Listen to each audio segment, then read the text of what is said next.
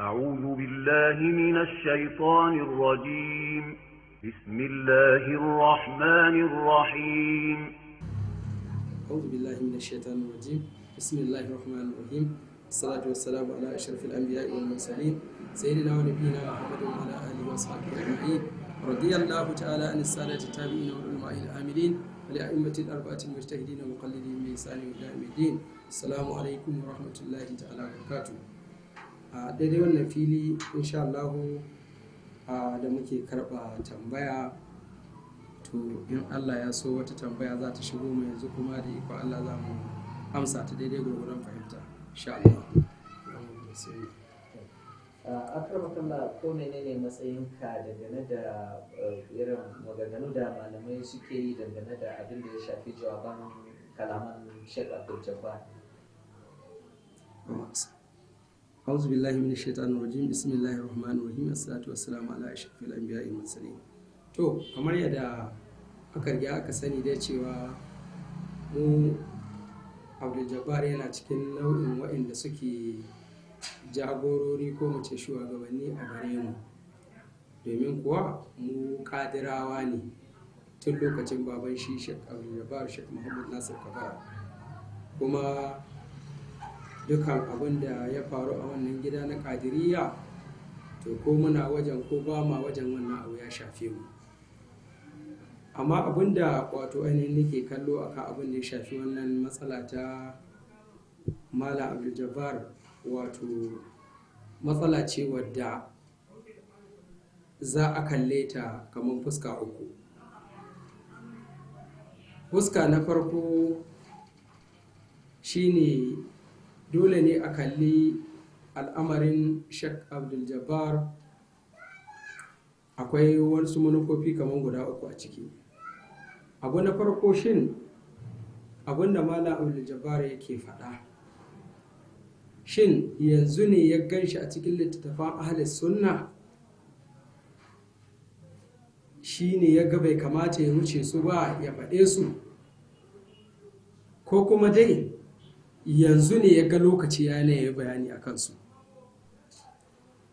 Idan dai har yana nuna cewa yanzu ne ya ga waɗannan abubuwan, to alal haƙiƙa al'amarin nashi akwai ba da mushkila a ciki, domin dukkan wanda ya san wato asalin littattafan musulunci sitti siyahi, to insha Allah in dai mabihinsu ne mai bibiyar su da kyau irin waɗannan maganganun da Sheikh Abdul Jabbar yake yi, mutum ya ga ba'alinsu, sai dai abin da ke iya tafiya a cikinsu, abin da ake iya samu na gwargwadon inda mutum ya raja da inda shi malam ya karkata. Saboda haka shin tambaya na farko, shin malam bai san abubuwan nan da yake faɗa yanzu ba, da daɗewa shekaru da yawa malamai sun gansu? Tunda dai har yana tabbatar da cewa cikin waɗannan littattafai ya same su. In ya same su a ciki, shin duk zamanin da aka fito malamai ba wanda ya kai ga waɗannan ya gansu sai shi? To idan har kuma ya tabbatar da cewa wasu sun gansu sun yi shiru, shin yana nufin sun gansu ne akan sun ɓoye gaskiya ba su fito da ita ba? Idan yana ganin cewa sun ɓoye gaskiya ne ba su fito da ita ba, to akwai mas'uliya da daman gaske akan wannan al'amari na malam, domin malamai kakaf da suke a ƙasar nan mun riga mun sani karance-karance akwai waɗanda ba irin abin da su karanta ba, amma wannan abubuwan ba su zo da shi ba. Abu na biyu, idan malam yana kallon cewa wannan abubuwa yana yi ne domin ya bayyana abin da ya shafi kurakurai na malamai magabata, wato ainihin malaman ahlus sunna, to sai mu ce wannan abin da yake yi, to wani alfanu yake ganin zai iya bashi. Abu na uku, malam ya yi magana akan cewa idan wato ainihin rigingimin da take tsakanin shi'a da sunna, idan kaso 75 shi'a ta fi sunna gaskiya. Kaga wannan amsa ita ke ba mu damar cewa malam yana da manufa akan wato son karkata zuwa ga al'amarin shi'a. amma kuma yana kallon mabiyan da suke kewaye da shi kakaf ahli sunna ne, to yaya zai yi ya juyar da akalarsu zuwa ga shi'a? Yana ganin to zai amfana da wannan dama ne idan ya ruguza wannan aƙida, wato ko kuma wannan malamai na ahli sunna ga aibin su, ga laifuffukan su, ga menene sun yi kaza, to hankalin almajiransa zai karkata zuwa ga lalle wanda malam ya ce shi a tafi gaskiya gashi ga ta tana fitowa, to wannan yana da dama, kamar yana ganin zai samu damar karkatar da su inda yake so zuwa ga shi'a. To amma kuma wannan ba wato ainihin fuska ce tsayayya ba ko kuma tabbatacciyar fuska a wajen addinin musulunci. A musulunce don wato ka samu wata fahimta a addini, haramun ne gare ka ce za ka rusa fahimtar sauran al'umma domin kai taka. Shehu Usmanu ya yi magana a cikin littafinsa Ihya Usunna wa Imadul Bid'a, yana cewa at-ta'assubu fi dini bid'atun muharramatun. Wato dukan kirji aka addini kaga wanda duk ba gefen ka yake ba, to ba kowa bane, to wannan musulunci ya ce bid'a ne muharrama. Saboda haka idan wato har malam yana kallon cewa wato sunna ba ta da gaskiya a cikin wannan lamarin, shi'a ne take da gaskiya, to ai malam ko da ya fara da'awa akan shi'a ya isha malamai kasan nan da yawa masu shi'a, amma ba su yi irin abin da ya yi ba, kuma suna da da'awarsu, amma kuma gabaki ɗaya faɗan su ma bai shafi tsakaninsu da wato ainihin ma'abuta addini ba. Faɗan su kakaf suna yi ne da su da hukuma, akan suna ganin wannan hukuma ba daidai take ba, saboda haka ita suke so su canza, amma ba su kalli alƙiblan malaman addini ba, malaman sunna. To saboda haka da wannan fuska uku da haka muka kalli al'amarin shi malam Abdul Jabbar. Malam duk da cewa a hadisan da yake cewa yana samu a cikin littattafan ahlus sunna, to abu ne na abin da kake so ka samu ga mutum, idan ka samu ɗan alamominsa sai ka yi ka shiga ciki ka kutsa sosai ka ce ai gashi ka samu. Domin a irin maganganun da malam yake yi yana faɗin, yana danganta su ga cewa ya same su a cikin Buhari, ya same su a cikin kaza, ya same su a cikin kaza. Akwai wani misali ɗaya da nijiya ba wasu 'yan jarida da suka zagaye shi suka yi mishi magana akan wannan maganganu da ake cewa yana zagin manzo Allah sallallahu alaihi wasallam, shi ko yana tona asirin masu yi wa manzo Allah sallallahu alaihi wasallam a zagon ƙasa ne, suna wato ainihin ɗabbaka shi da abin da bai dace ba. Har sai ya kawo wani abu guda ɗaya, ya ce wannan hadisi na Buhari ya kawo shi inda yake cewa manzo Allah sallallahu alaihi wasallam wai yana tsutsar azzakarin sayyidina Husaini. Yake cewa kaga irin wannan magana, shine yake cewa da gaya ma 'yan jarida wannan magana ba su bari suka je wata ba, abin ya ishe su sai suka tashi. To amma abun mamaki idan malam har yana kallon ahli sunna da irin wannan magana, sai in ce malam bai shiga cikin littattafan shi'a ba. Domin ire-iren wannan magana a cikin shi wannan ma da Imam Buhari ya kawo, har an kawo cewa wannan hadisi ifin hadisi ne, wasu ma malamai sun ɗauka maudu'i ne, saboda su da mun ƙa'ida ta ahli sunna tun lokacin da aka ɗabbaka al'amarin addini aka tabbatar da hadisai, an samu alhamdulillah, an samu taimakon Allah, an samu su mazaje bayan Allah masu yi dan Allah, wanda ake ce mai jurhu wa ta'dil, wanda in sun raunana mutum ya raunana, to in sun gyara mutum ya gyaru. Saboda haka babu wani hadisi da wani mutum zai ruwaito face wa'annan masu jurhu wa ta'dil su yi mai matsaya. Kai kana ganin malami ne kai da gaske ka fito da hadisi karara, amma su nan take sai su sa malam ba, saboda kai suka yi kallo ba hadisin ba. To shi yasa babu wani hadisi da yake cikin Buhari ko cikin Muslim ko Sunan Abi Dawud ko Nisa'i ko Ibn Majah face duk hadisin da zaka ji an yi magana, to kai in malamin hadisi ne kai baka da ma bukata a ce rawahul Buhari wa Muslim ko rawahu Muslim ko muttafaqun alaihi, a'a ba bukata kake na ba, malamin hadisi fa kenan. Saboda dukkan masu ruwaya hadisi, shi wanda yake malamin hadisi yana da sanin su, yana da sanin halayen su, ya karanta ku. saboda haka da ruwaya ta zo haddasana wani an wane to wancan nan take sai ka yi ma hadisin matsaya, ba sai ka dawo ƙarshe an ce sahihun ba. Wannan sahihun duk wani abu ne ana yi ma almajiran hadisi hannunka mai sanda ne, ko a ce la'ifun, ko a ce muttafaqun alai, ko a ce ma'alulun, ko a ce mu'allali, ko a ce duk wannan ana yi ma wato almajiran hadisi ne ishara akan su gane. Amma shi malamin hadisi kamar yadda malam yake so ya nuna malamin hadisi ne, shi ya gano hadisi, to in malamin hadisi ne kamar yadda kawo hadisin na Buhari ce gashi sun ce sahihi ne, to shi malamin hadisi ba zai ma kula da gashi an ce sahihi ba ne, a'a a saninsa da malamin mai ruwaya nan take zai ba hadisin matsaya.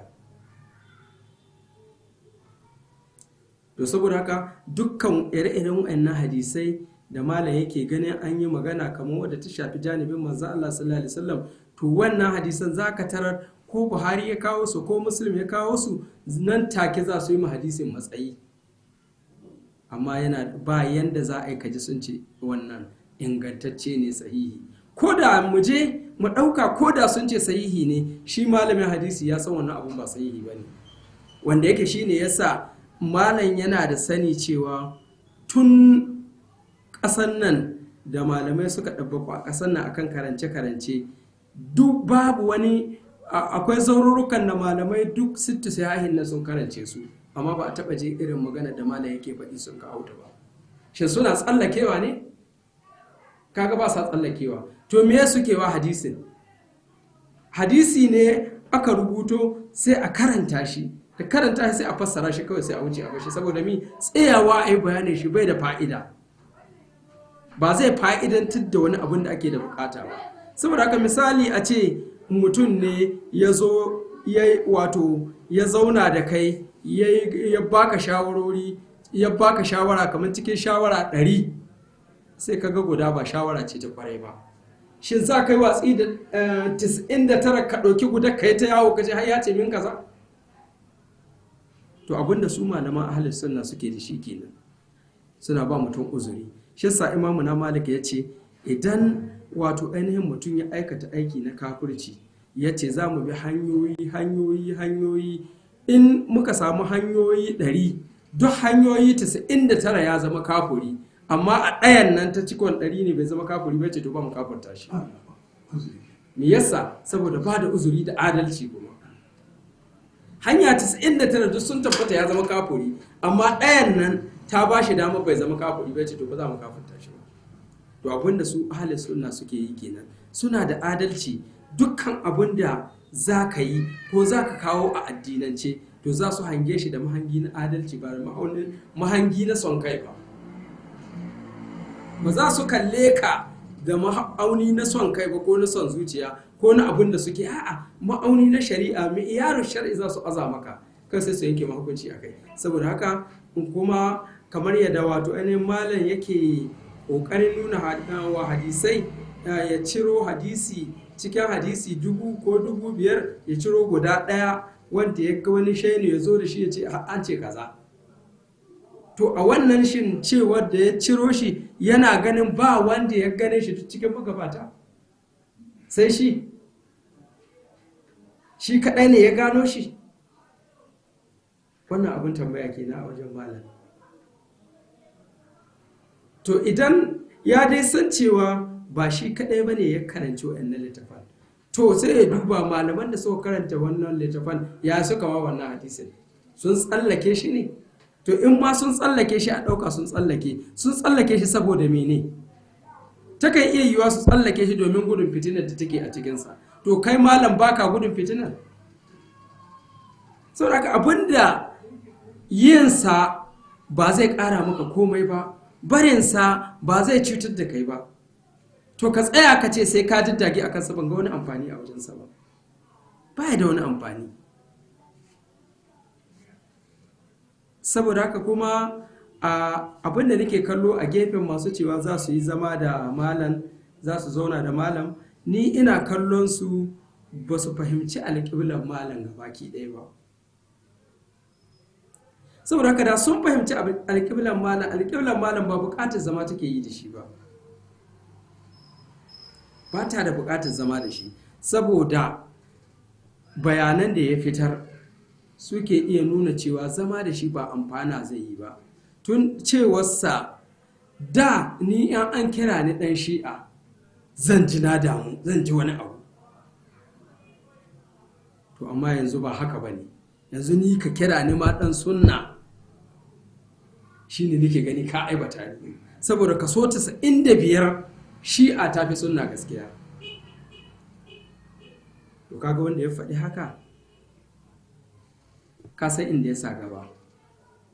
Illa kawai bukata mu a gefen da malam yake ta tu'annati cewa sahabi wane ya yi kaza, sahabi wane ya zama kaza, sahabi wane ya samu kaza. Abinda muke bukata da malam shine in ma hukuma za ta shiga tsakani, to a shiga tsakani ya rufe wannan babin, ya koma babinsa na fahimtarsa da shi'a ya ta abu shi, tunda ko da ya zo akwai 'yan shi'a amma ba a samu wannan matsala tsakaninsu da musulmi ba. Abunsu suke yi, wanda ya so ya karɓa musu, wanda bai so bai wuce ya basu, to shi ma ya zo ya yi haka ɗin, ba abin da ya dami kowa da shi. Saboda haka ni a ganin nake abin da ake da bukata ga gwamnatin Kano ta zaunar da shi da malamai ba zaman muƙabala ba, zama ne na menene yake faɗa, yana faɗar kaza, yana faɗar kaza, yana faɗar kaza, sai a yi iyaka daga yau. Tun da dai sahabban nan mu mun su 'yan shi'a a wajen aibata sahabbai gare su sunna ce, domin hanya ne nasu, sai sun ruguza wannan layin na sahabbai sannan ta su ke miƙewa. Amma kaga tun da su sun bayyana 'yan shi'a ne, an san inda aka ajiye su. To saboda ka shi ma malam, kuma su wannan abu da suke yi suna yi ne idan sun taru wasu ba sa shigowa da shi cikin jama'a. To shi ma malam ya keɓance abinsa ya yi haka nan, amma dai ya bar watsa zagin sahabbai da kuma taɓa wato janibin manzon Allah sallallahu alaihi wasallam a cikin karance-karancensa. Idan aka yi ajanda da shi, aka sa hannu, aka rattaba hannu, gwamnatin Kano ta rike takarda, malam ya rike takarda, malamai suka rike takarda, shikenan an huta, sai je duk abin da zai yi. Amma wannan ko da yake ina ji ma na ji yana faɗa cewa shi gabaki ɗaya ma yanzu baya da ma wata magana akan wata ɗariƙa, shi ba ne yake ba, kawai shi kawai musulmi ne, kawai musulunci yake yi, musulunci yake yi. To malam ya yi musuluncinsa, amma ambata wani, saboda misali mun taɓa ba da wannan misali a lokacin da muka samu rigingimu da a 'yan shi a garin nan, da ni da malam Bashir, har inda muka tafi inda malam Zazzaki a Zaria, akan cewa shin zai iya yiwuwa ni ina ganin girman babanka, ina girmama shi, ban cin mutuncinsa, kai ko kana wato ainihin baka ganin mutuncin babana kana zage shi, shin zaman zai yi da mu da kai? Allah ya ce a, muka ce to haka muke, mu dai ba mu iya zagin Imamu Aliyu, ba ma iya zagin Sayyidina Hassan ko Sayyidina Hussein ko Fatima. To ta yaya muna zaune da su zagi Abubakar, su zagi Umar, su zagi Usmanu, kuma a ce ba komi mu zauna haka? To kaga ba za ta yi ba. To saboda haka wannan shine wato ainihin matsaya akan mu da Malam Abdul Jabbar. Malam Abdul Jabbar ɗa ne ga wato jagoran mu gabaki ɗaya, kuma a matsayin da yake matsayin malami ne, kuma ko ina idan ana maganar Malam Abdul Jabbar ya kai malami.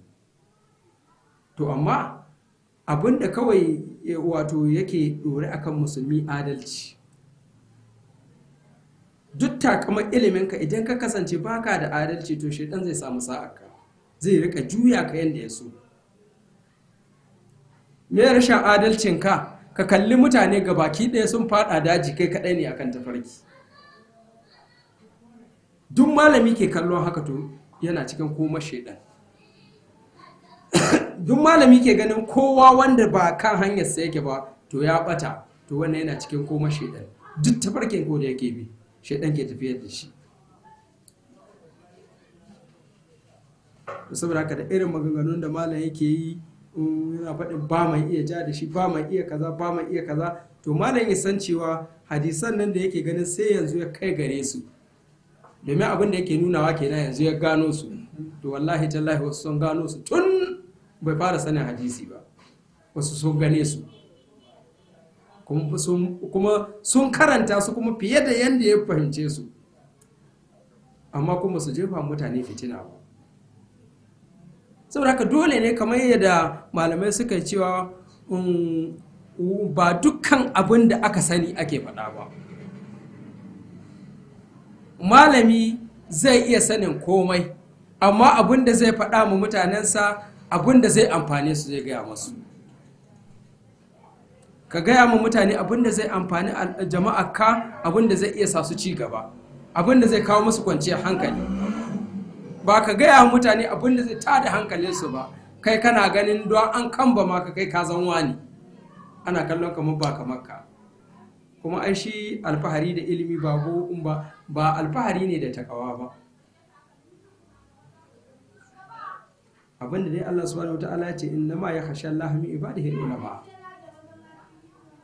wa'anda suke jin tsoron Allah daga cikin bayansa malamai ne. To amma ba ma'auni ne na tsoron Allah ko yadda Allah ga malami ba a bashi ilimi ya fi na kowa. Ba ma'aunin Allah kenan don ya fi wannan malami ya fi kowa wajensa ba, shi yasa ba shi ilimi.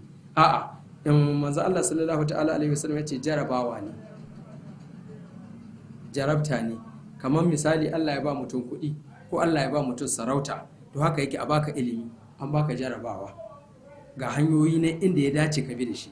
Sannan su kansu mabiya, kasancewa mabiya masu sauraren ka kana karatu amanoni ne suka yi ta ƙara jibga ma a kai. Saboda kamar yadda manzo Allah sallallahu alaihi wasallam ya ce la an yahdiyallahu bika rajulan wahidan khairul laka min humurin na'am. Kai kokarin samun shiriyar mutum daya yafi a baka jijjaya raƙuma na ni'ima. To haka yake, yaya kake gani kai sanadiyar batan mutum daya? Saboda haka idan malami ya kasance wato mai takawa, taka tsantsan yake yi da al'umma. Kuma kada wato ainihin yawan jama'a ya rudi malami ya ga cewa ya fi kowa tara mutane ya yi ta alfahari, ba shi ne ba. Ai yawan jama'a ka yawan jarabawarka, yawan ko da iyali ne na gida ma yawan iyalan gidanka yawan jarabawarka. Domin duk yawansu kowa yana da haƙƙi a kanka, to in sun zama kaɗan fa haƙƙi ya zama kaɗan a kanka. To haka yake ga malami, kada malami ya yi alfahari don ya ga ya tara jama'a ya ga cewa ba kamar shi, ba shi ba ne. Kada malami ya ga don ya samu ilimi Allah ya ba shi basira, ko ina shiga yake ko ina fitowa yake ya yi ta alfaharin ganin cewa kamar ya samu yadda Allah, ba shi ba ne. Yadda Allah daban yake. Akwai wanda ma ko littafin ɗaya bai karanta ba amma yana tare da Allah. Mun samu har daga sahabbai, amma akwai wanda ko karatun bai yi ba. Amma yanzu sai ka ce don kana malami ka fi sahabi, ba shi ne ba. Mun samu sahabi wanda ya zo inda manzo Allah sallallahu alaihi wasallam, mutanen wasu sun tafi da wannan mutum inda manzo Allah sallallahu alaihi wasallam, ka ce ya Rasulullahi ga limamin mu. Manzo Allah ya ce kai liman ne? Kai ce to ya Rasulullahi sun ce ni ne limamin su. Ya ce to da mi ka karanta cikin Qur'ani? Ya ce shi wallahi tabbata da ɗaya iya. Ka ce duk Qur'ani? Aka ce eh. Manzo Allah ya ce ta ka san limamin su. Allahu akbar. Ka gani? Sahabi ne kuma. To saboda haka ma'auni na ilimi ba ma'auni ne na tsoron Allah ba. Ma'auni na tara jama'a ba ma'auni ne na zaɓin Allah ba. Wanda nake so malamai su fahimta a nan.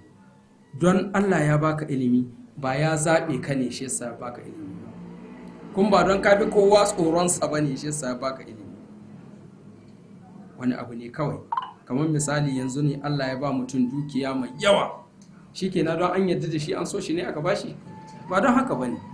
Saboda haka wato matsayinmu akan malam, mu bukatar mu a dakatar da malam akan faɗe-faɗe, maganganu da suke iya shiga cikin wato hurumin al'umman musulmi, abinda ba sa so a ambata masu. Wato ba wani musulmi na kirki wanda ke so a ambaci sahabi a aibata shi a ce ya kaza. to wannan ta jaye da gare shi. Idan aka yi kokari aka janye wannan ba maganar muƙabala bane, daman ita muƙabala ana yin ta ne da izharul haq, ana muƙabala domin fitar da gaskiya. Bayan Allah da suke akwai malamin da ya ce wa malam nuqabil illa nadimna, ko ban mu daina muƙabala ba sai da muka yi da na sani saboda amfaninta. To mu amma mu a yau muƙabala ba amfani gare ta ba, fitina ce. Saboda su lokacin malamai bayan Allah dalilin da suke muƙabala, idan aka yi muƙabala wani ya faɗi wani ya ci, shi wanda ya faɗin zai kowa murna. Imam Auza'i ya yi haka,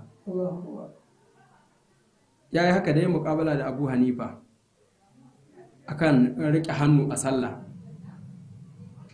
da sake hannu. Bayan sun gama sai Auza'i ya tafi na murna, ce haba, ya ce na gode ma Allah, dama ina kan wannan abu, to amma tun da hujja ta zo na ji daɗin wannan muƙabala. Shi ma wancan sai tafi shi ma yana gode ma Allah. Ba wanda ya zargi wani, kuma ba wanda aka yawo da shi a ce an kada shi.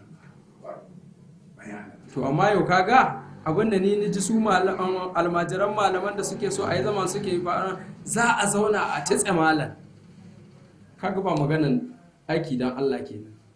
Shi aikin addini kullum buƙatar ka a yi abin da yake sawaba, wato a samu lada wajen Allah. Amma in ana magana a ƙure wani, to an fita daga layi na ƙa'ida ta shari'a. Haka su ma gefen malam suna ganin ba a iyawa da shi, ba za a iya da malam ba. ‘Yan maja sun haɗu amma ba za su iya da malam ba. To meye ko da ba a iya da malam ba, in ya zama malam karkace yake, an ci riba kenan. Kaga ashe da gefen biyu duk abin da kowa zai fata ya za a yi fatan zaman da za a yi a samu sawaba, a samu dacewa a ciki. Dukkan abin da yake mafi alhairi a addinance Allah ya fito mana da shi, ba kai alfaharin naka ya kayar ba. To sai ya zan misali naka ne ya kayar amma shine kan kuskure, gaba aka ci ko baya, an ƙara faɗa cikin kuskuren kenan.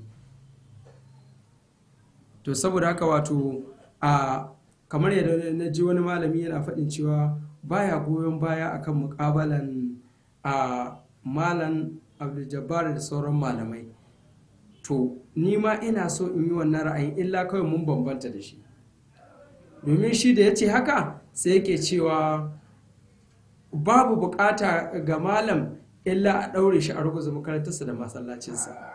To mu wannan muku ba mu gane shi sawaba ba. Mu sawaba a wannan al'amari a ja layi kawai, a zauna a rubuta takarda a sa hannu. Malam in ma ya gano cewa malaman sunna, malaman shi'a sun fi su gaskiya, to yabe malaman shi'a, amma maganan aibata malaman sunna a daina shi don a zauna lafiya kawai. Idan wannan ya faru shikenan sai ya je duk abin da zai yi.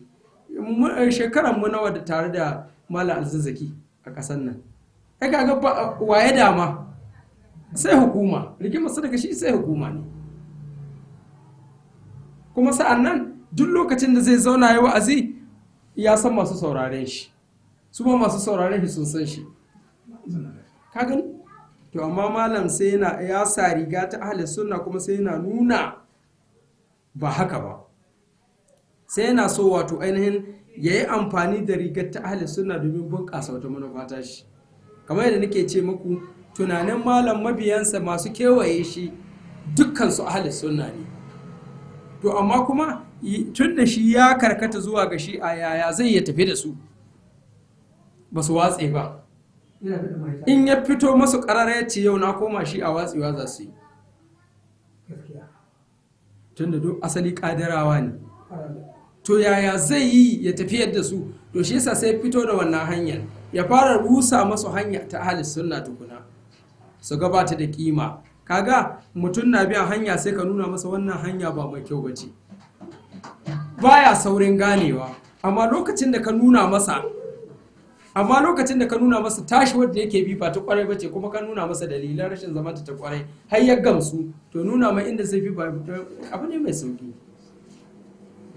Saboda haka amma abin da nake so in ƙara jan hankalin malam akai, shine ya fahimci cewa wannan karatun da yake faɗa yana ganin kamar yanzu ya gano shi, domin muna majin kunya a kamar shi ana ce masa dakto, a ce sai yanzu ya ga wannan karatun, wanda wallahi wannan karatun sama da shekaru 30 mun gan shi. Wallahi duk wa'annan abubuwan hadisan da yake tsungula guda, wallahi tun shekara 30 na gansu. Saboda haka abinda ahli sunna suke amfani da shi adalci.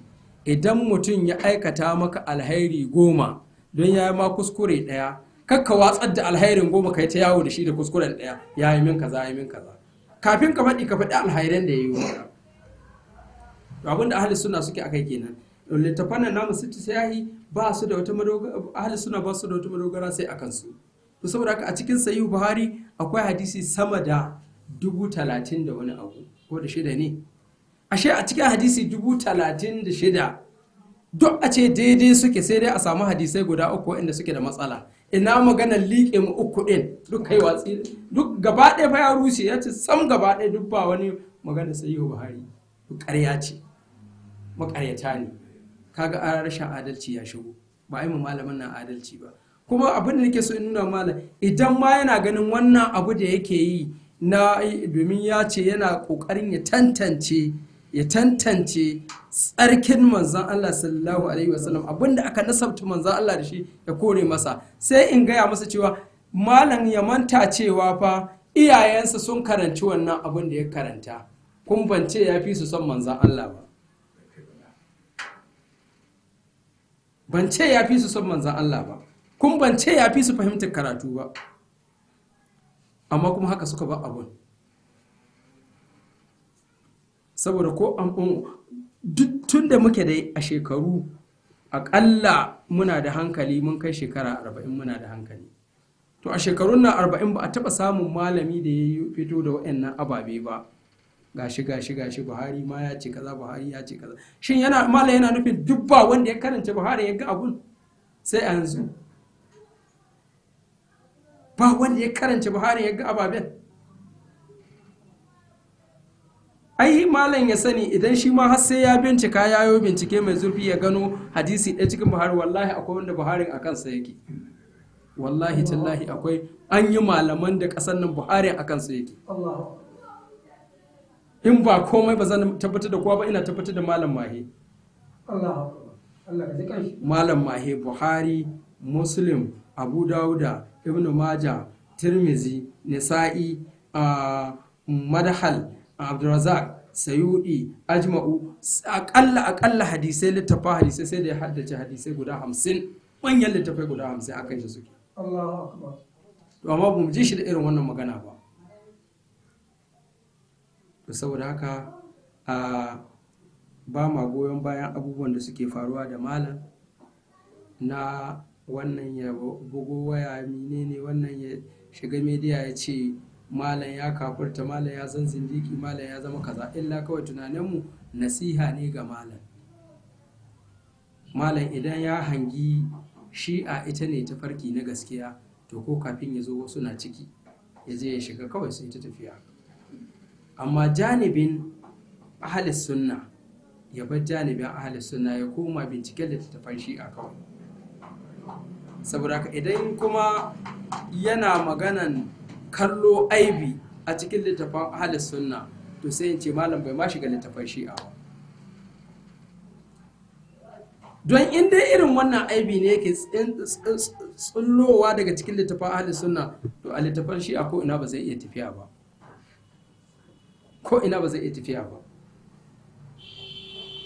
Don wannan magana da ya tsullo cikin Buhari wadda ya ce manzo Allah sallallahu alaihi wasallam ya sumbaci azzakarin Husaini ya je ya yi sallah, to a littafan ahli sunna a cikin usulul kafi abinda ma suka ce, alfahari ma suka yi da magana, suka ce saboda darajar Husaini da matsayinsa ga manzo Allah sai ya yi alwala ya zo ya kama al'aurar Husaini ya tsotsa sannan kuma ya ba da sallah bai sake alwala ba.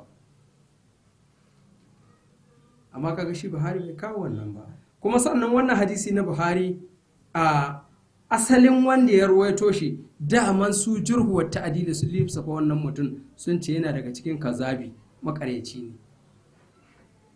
sannan shi kansa da ya ruwaito shi abin da ya nuna cewa ya samu wannan hadisi a cikin littafin shi'a,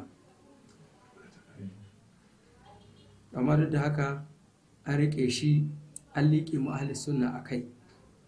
To wannan ba zai cutar da ahli sunna da suka wuce magabata ba, mu da muke yanzu mu ne abin ke cutarwa.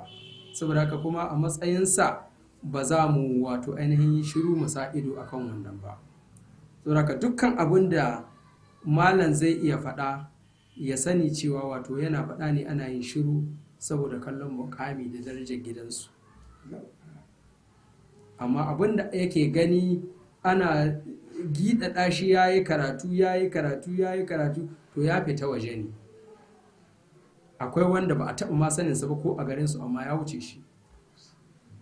Saboda ka karatu ba abin da za ka yi alfahari ba ne da shi. Haka kaman kuɗi, don mai kuɗi yana ta jin kuɗi to ya riƙe kuɗin shi da ya yi amfani da su, amma wani na gaban shi ko magana bai yi. Haka yake. Saboda haka ba magana akan wato wani abu, illa abin da muke bukata da malam kuma waɗannan malamai da suka kalubalance shi, shawaran mu su ɗauki shawaran mu a kira malam gaban gwamna a yi takarda. Waɗannan maganganu da ake ta yaɗawa da malam ke cewa ya tsinto cikin Buhari da kaza da kaza da kaza, ya tattaro su a gane su. Idan aka gane su a yi mai gyara a ciki, domin akwai gyara sosai ba haka suke ba kamar yadda ke ta fassara su, suna da gyara. Don inda kamar yadda ke fassara su haka suke, to da mun daɗe da jin su tun kafin shi ya zo. Don makarantu da dama musamman Kano, zaurruka da dama waɗanda an sauke Buhari an sauke Muslim tun da farko har ƙarshe, amma ba a zo da magana ba. Na roƙo Allah subhanahu wata'ala ya muna muwafaka. Malam muna so kai wa masu kallon mu a daidai wannan lokaci a bishir cewa za a yi cikakken bayani ga jawabin da shi Malam Abdul Jabbar yake cewa zamanin Sayyidina Abubakar kwata-kwata hadisan da yasa aka tara guda 500 ne kacal. A 500 din kuma bai dauki ko ɗaya ba ma, ya umarni da a kona su gaba ɗaya, yasa na Aisha ta kona su. Don haka yana karyata hadisai da ake cewa ana da su sama da miliyan 2,000, 1,000 da wani abu. A ina aka samu su. To da fatan malam zai mana a jawabi na gaba zai warware mana. To shikenan, to insha Allah wannan za mu warware shi a jawabi na gaba, amma shi ma kansa akwai rudin malam a ciki. Idan Sayyidina Abubakar bai yarda da hadisai ba, me yasa ya aiki da su? Mataki na farko kenan, ko da ke yanzu ba muhalli ba. Insha Allah sati mai zuwa za mu zauna mu yi wannan magana. In Allah so za mu ɗauko bayanin yaya aka yi ma hadisin ya samu, kuma meye matsayin sahabban nan wato khulafa'ur rashidin guda 4 akan hadisai din. Sa'an nan yaushe ne kuma aka bunƙasa hadisan aka rubuta su. Duk in Allah ya so in muka zo sati mai zuwa wannan bayanin za mu yi shi insha Allah. Assalamu alaikum warahmatullahi wabarakatuh.